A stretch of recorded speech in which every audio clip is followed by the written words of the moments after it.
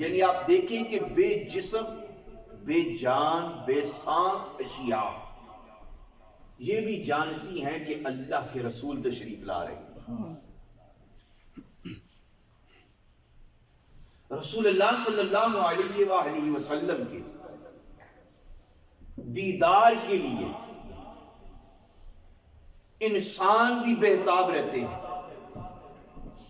جو سرکار کے زمانے میں تھے ان کو یہ تڑپ تھی کہ اللہ ہمیں اپنے محبوب کا دیدار عطا فرمایا، اپنے محبوب کا دیدار عطا فرمایا۔ اور جو اس دور میں ہے سرکار کی تشریف لے جانے کے بعد سرکار مدینہ صلی اللہ علیہ وآلہ وسلم اپنے روضہ شریف میں آرام فرما رہے ہیں۔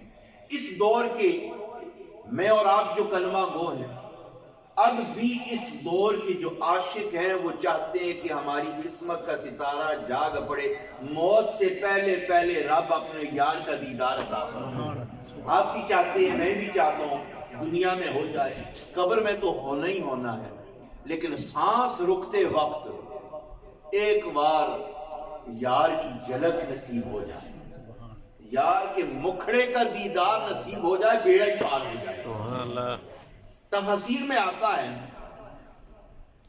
کہ جس وقت سیدنا عیسیٰ علیہ نبینا علیہ السلام نے اپنے زمانے میں تبلیغ فرمائی، تبلیغ فرماتے فرماتے آپ نے فرمایا کہ لوگوں، میرے بعد کئی زمانے بعد ایک نبی آئے گا جو اللہ کا محبوب ہوگا، سبحان اللہ، اور ان کا نام احمد ہوگا صلی اللہ علیہ وآلہ وسلم۔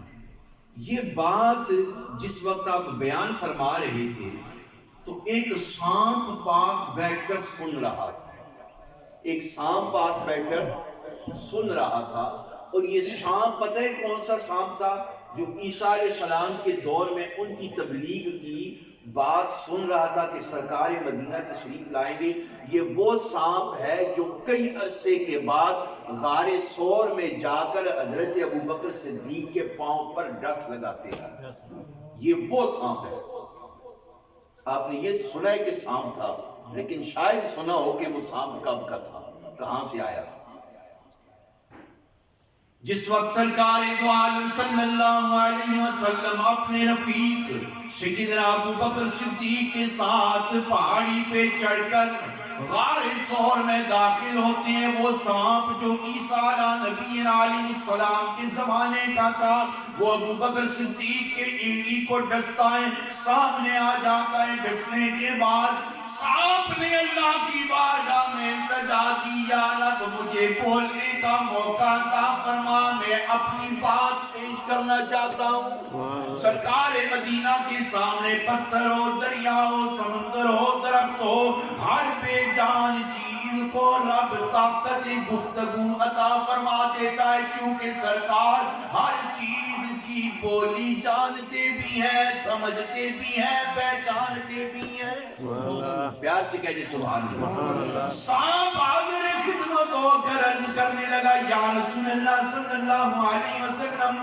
میں زہریلا ہوں، میری زبان میں زہر ہے، ڈسنے کی نیت سے میں تو نہیں آیا۔ سرکار نے فرمایا تو ڈسنے کی نیت سے نہیں آیا تو کیا نیت تھی؟ عرض کیا، یا رسول اللہ میں عیسیٰ علیہ السلام کے زمانے کا سانپ ہوں۔ عیسیٰ علیہ السلام نے آپ کے حسن و جمال کا ذکر بیان فرمایا، آپ کی شان اور عظمت بیان فرمائی۔ اس دن سے میں نے اللہ کی بارگاہ میں دعا کی، یا رب موت آنی تو ہے پر تو میری زندگی کے سانس کو لمبا کر دے، میری زندگی لمبی کر دے، سانس ذرا بڑھا دے۔ حاتف غیبی سے آواز آئی، سانپ موت تو آنی ہے، مرنا تو ہے، لیکن تو لمبی زندگی کیوں چاہتا ہے؟ لمبی زندگی کیوں چاہتے ہیں؟ دیکھیں عیسیٰ علیہ السلام اور سرکار میں بڑا وقفہ ہے، لمبی زندگی کیوں چاہتا ہے؟ اس سانپ نے کہا، یا اللہ لمبی زندگی اور چند سانس اضافی اس لیے مانگتا ہوں کہ مدینے والے آقا کا موت سے پہلے دیدار ہو جائے، مدینے والے آقا کا موت سے پہلے دیدار ہو جائے۔ میں تو ڈسنے کی نیت سے نہیں آیا تھا، فقط آپ کا دیدار کرنے کی نیت سے آیا۔ یہ اب وہاں اس دیدار پہ بات ختم کرنا چاہتا ہوں کہ اس دیدار کی تصویر اور اس دیدار کا نقشہ کھڑی کا رہنے والا میاں محمد صاحب بیان کر گئے.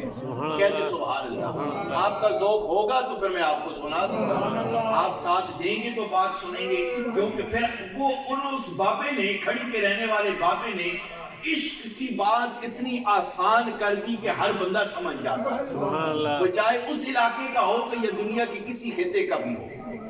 میاں محمد صاحب رحمت اللہ علیہ فرماتی ہیں جس وقت انسان ساری عمر کسی کے انتظار میں گزار دیتا ہے, کہتے سبحان اللہ, ساری عمر کسی کے دیدار کے لیے وقف کر دیتا ہے, یا مالی اپنے باغ میں ایک بیج بوتا ہے اور اسے سدا پانی دیتا رہتا ہے کہ یہ پروان چڑھے, پھر اس کے ساتھ پھل پیدا ہوگا, میں اس پھل کو کھاؤں گا, لیکن مالی اسے پھل کے قریب نہیں چھوڑتا, مالی اسے اس کے قریب نہیں چھوڑتا.